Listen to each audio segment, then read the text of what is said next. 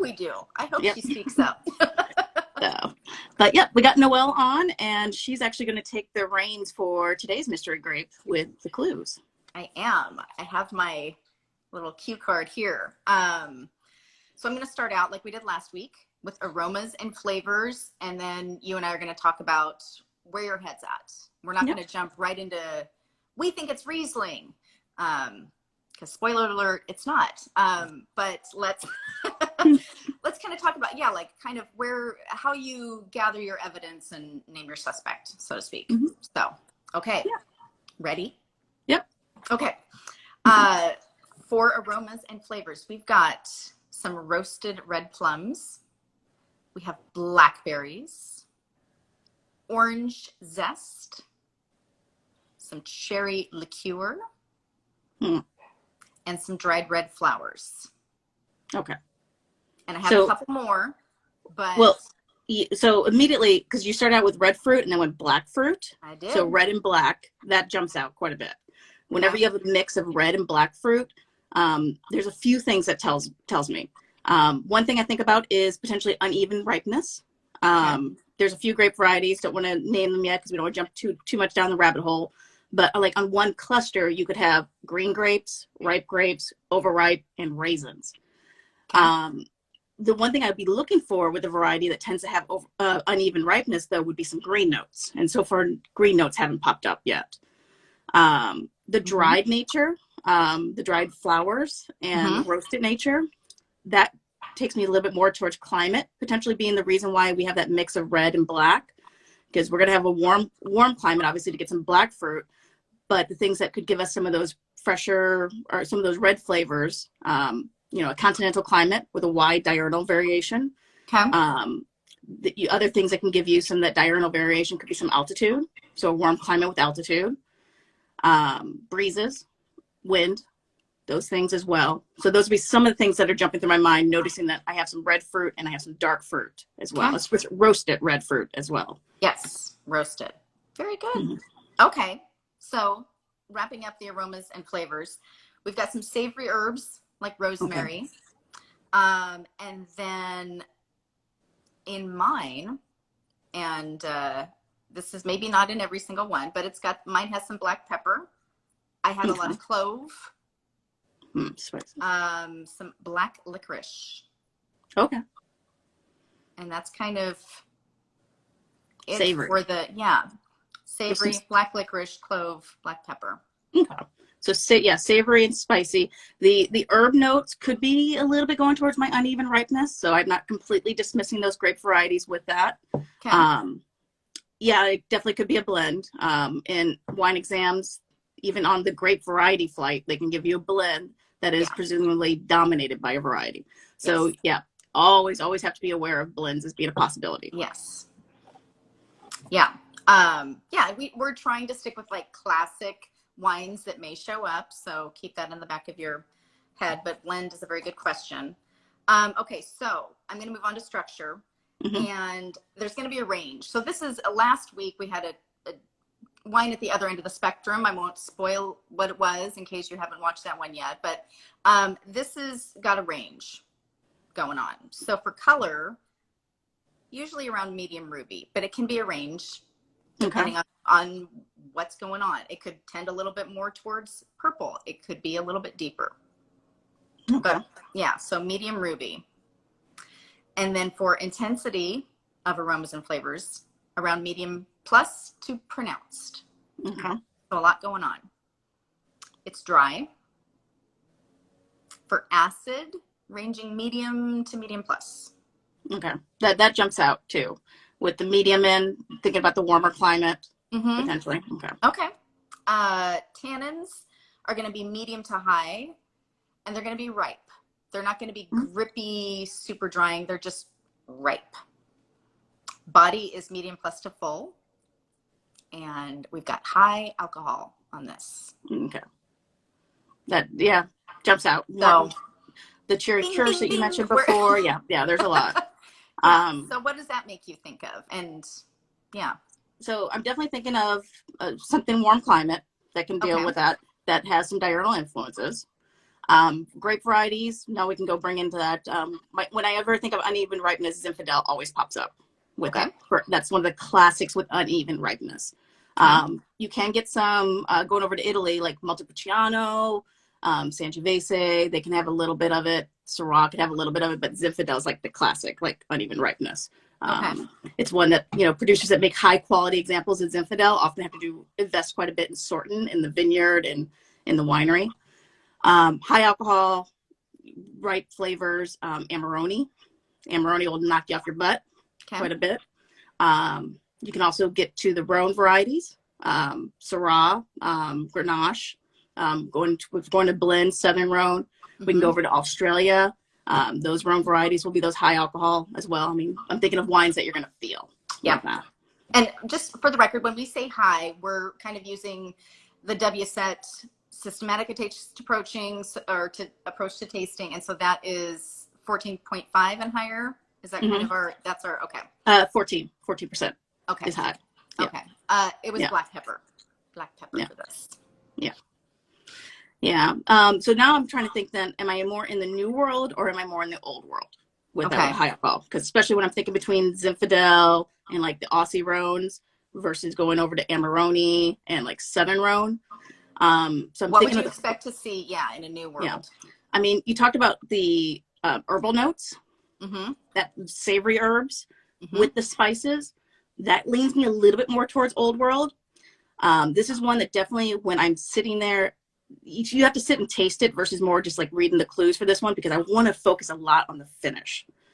The big thing with wines, when you're blind tasting, is think about how that finishes, that last kiss that the wine sends you off with. Yeah. For a lot of New World wines, it tends to be sweeter. It ends on fruit. For a lot of Old World wines, they tend to end on more savory notes, more bitter notes on that. A little exception if I'm thinking of Amarone, because Amarone can often have a little bit of RS added, because there's the desiccation process, that passamento with Amarone can give you a little bit of volatile acidity. So a lot of producers like to leave a little RS, gives you a little bit more body, a little bit more richness. But Amarone would still have like a tang, like a sweet and sour tang. So yes, there's that little bit of sweetness, but yet there's that savory Italian acid tang and that slight bitter edge. Zinfandel, I would expect that to end a little bit on that sweetness. Sure. An Aussie Shiraz, an Aussie Grenache, end a little bit on that sweetness, that fruit. It's not sugar sweetness for the Australian ones, or a lot of good California Zens. It's the ripeness of the fruit that comes out. With Chateauneuf de Pop and a lot of Southern Rhones, I would expect more ending on that savory. Like there's a lot of sweet, ripe fruit there because of the warm climate, but it's still going to end savory and dry. So that would be a big thing I would be focusing on in tasting. And unlike other things that you've mentioned, CDP is almost always a blend, a blend. And so it can change its flavors and structure based on what's included in the blend, right? Yeah. Other ways, kind of deciding between them, I noticed, at least in the fruit profile, it didn't seem like there was anything that was like, figs or raisins. So that would cause me to doubt a little bit more of the Amarone, because that would have dried, desiccated. I mean, there was the roasted plums and dried flower notes, but not necessarily dried fruit. And then same thing too with Zinfandel. I wouldn't completely rule out Zinfandel, but I would expect a little bit more kind of dried notes just because of the nature of Zinfandel, often with an uneven ripeness. Could you mention, would you expect more oak notes? I mean, I gave you clove. Would you expect more oak notes with those two that you also mentioned, your Zin and your Amarone? The Zinfandel, especially like a New World, California Zinfandel, good quality Zinfandel, American oak, French oak, a lot of good producers, Turley, Sagacio, they often do a mix of oak with that. So I would expect a little bit more oak. It sounds like this one has some, but oak is not like profile. So that would be, that would put Amarone potentially in there, because Amarone would have the larger oak barrels. Some producers in the Rhone like more new oak than others, but overall that classic style is not terribly new oak. So I think I would probably put Zinfandel at bay. Okay. Yeah. I'm going to recap. Okay. And then you can kind of talk to me about, but I want to have everybody else kind of hear what we've been talking about. So for aromas and flavors, recapping, we've got roasted red plums, blackberries, orange zest, cherry liqueur, dried red flowers, some savory herbs like rosemary, and then clove, black pepper, a little bit of black licorice. A lot going on. This is not a simple wine like last week's. Yeah. So for structure, for color, we've got medium ruby. For intensity of aromas and flavors, medium plus to pronounced. This is a dry wine. The acidity is medium to medium plus.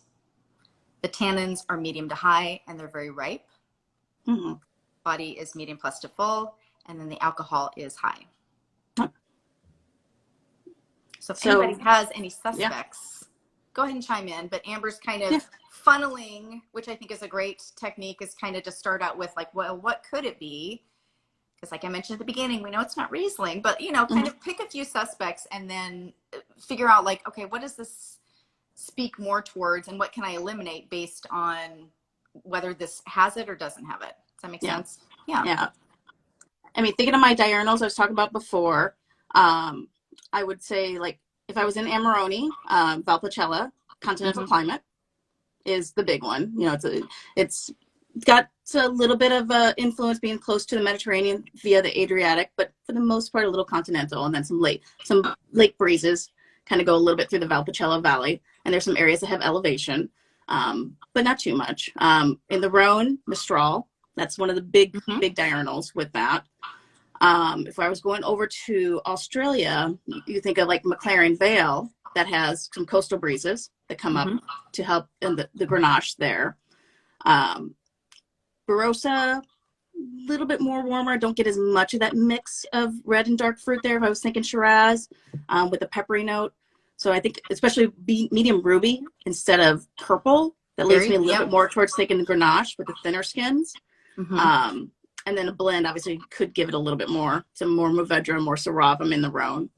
The orange zest, picking back up on that one, that's something I also pick up in rosés that have Grenache in it. I mean, orange zest is something that pops up quite a bit in that Grenache. Okay. Can you kind of lick this for me? Lick this? Yeah. Like, where would you put the quality? Well, you've tried it. We both know what it is. Yeah. But yeah. I mean, the blick. All the clusters of fruits and savory herbs and floral notes and spice in the medium plus to pronounced intensity. I mean, we're talking, I think, a high quality wine here with that, or a wine that potentially could be high quality with that. You know, this example, if I was writing all this in a note, I'm probably labeling it as outstanding with that. Okay. You know, I would think it would have the balance with the intensity there. You know, it was just medium acid, which some, you know, warm climate could be, but sounds like this could potentially be medium plus, you know, higher quality acid.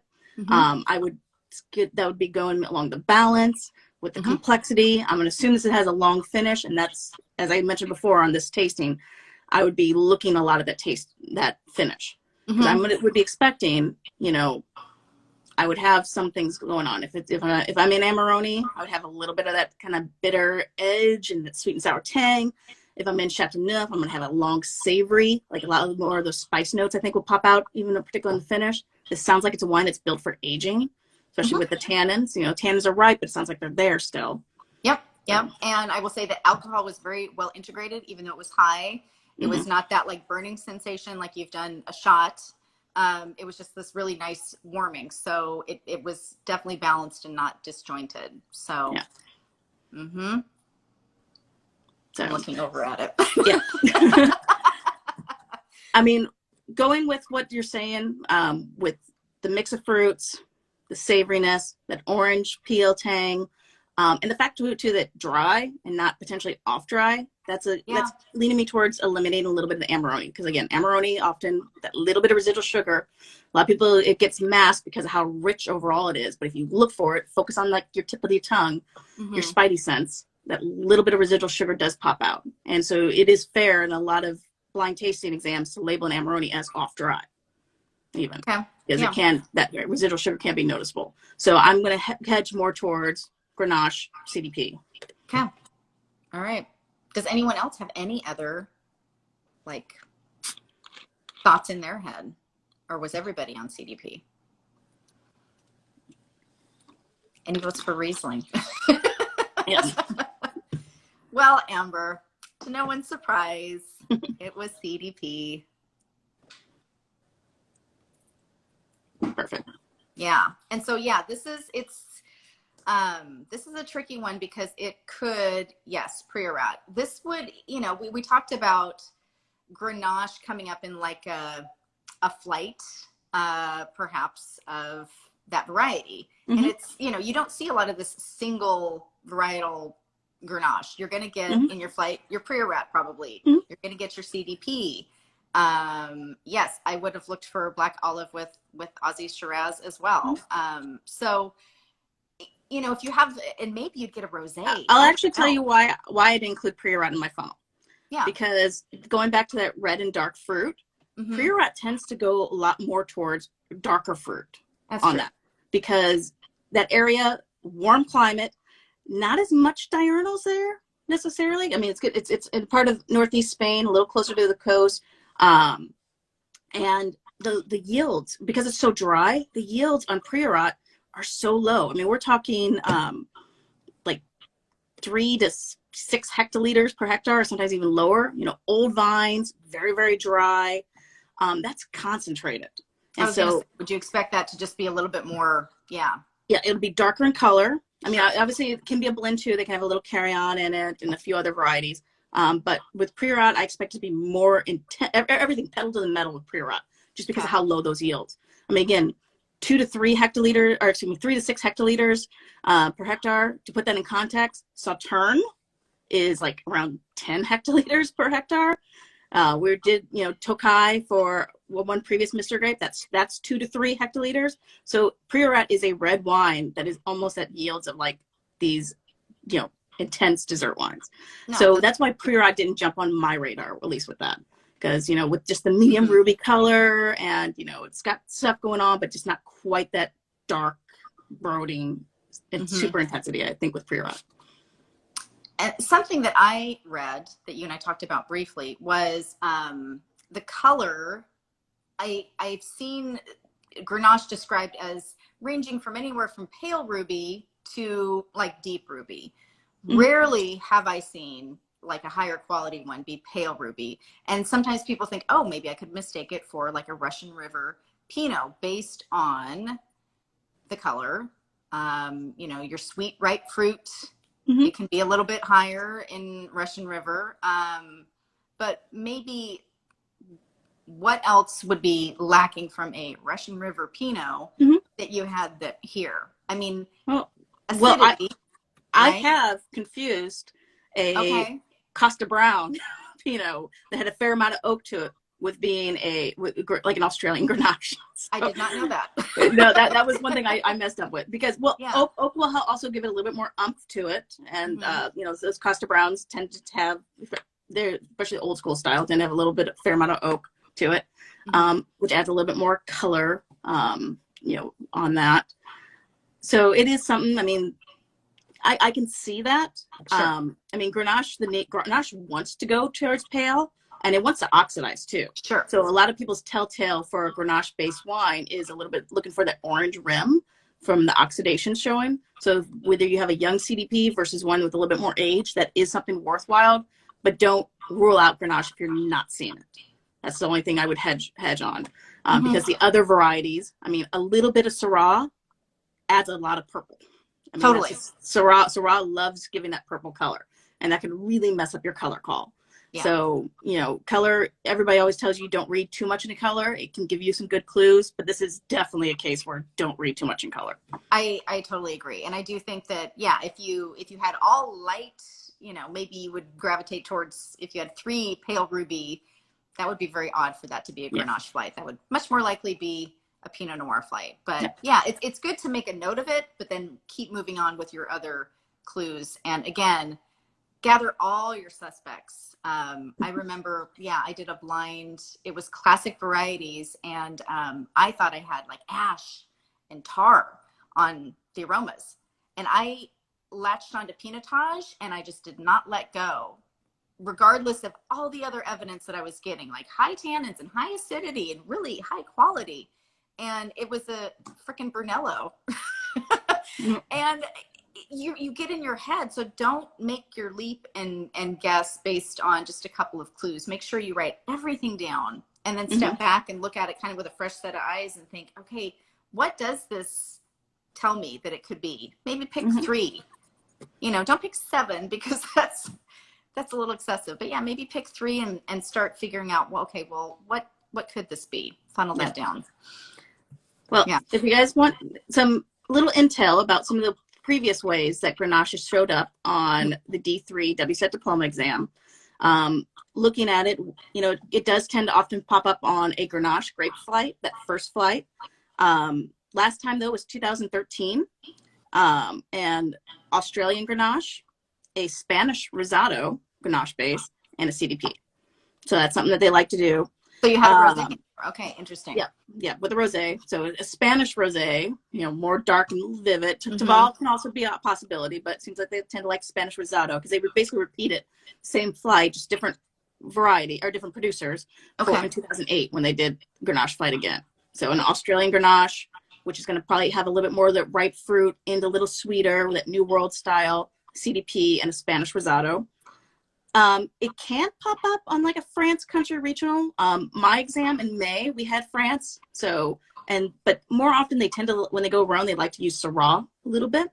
Last time it showed up on a regional flight or a France flight was 2015. It was a Southern Rhone flight. So it was a CDP, a Baccarat, and a Côte de Rhone. So again, it can pop up. You know, mixed bag is always a possibility. I mean, the examiners, every wine is fair game, and the examiners can do whatever they want. So nobody could ever predict what's on the exam, but it's just things to be mindful of. You know, if I was expecting a Rhone regional flight, I would probably, a Condrieu, a Viognier, a Taval, Rosé, and a CDP. That would be a fairly fair flight. Yeah. Interesting. And we know a lot of you guys have exams coming up in, is it 3 weeks? I don't want to say that out loud and freak anyone out, but you got plenty of time. So, and Amber, you and I briefly talked about this, but I am going to throw it out there that we're happy to do like a Q&A about, again, we've both taken it recently, both did well. And happy to, you know, tell you guys what we learned, or if there's any fears we can alleviate, or at least give you some tips. We're happy to do that. So we can definitely do a Q&A session in the next couple of weeks, or work it into these mystery grape, hopefully Monday, hopefully next Monday. Hopefully no more outages. So I'll put it out there on my Instagram as well, but just, you know, we don't have to say who asked the question. It can be anonymous, but, you know, we're happy to address concerns or questions that you guys might have if we can. So, and again, we don't know. We're not examiners. No, you know, nobody but examiners know what the heck is going to show up on an exam, but we can definitely give it our best guess. Yeah. So, yeah. And the big thing is we would basically be telling you how we would approach it. Yes. Yeah. We've walked in these shoes, and this would be our go-to plan. Yes. Yeah.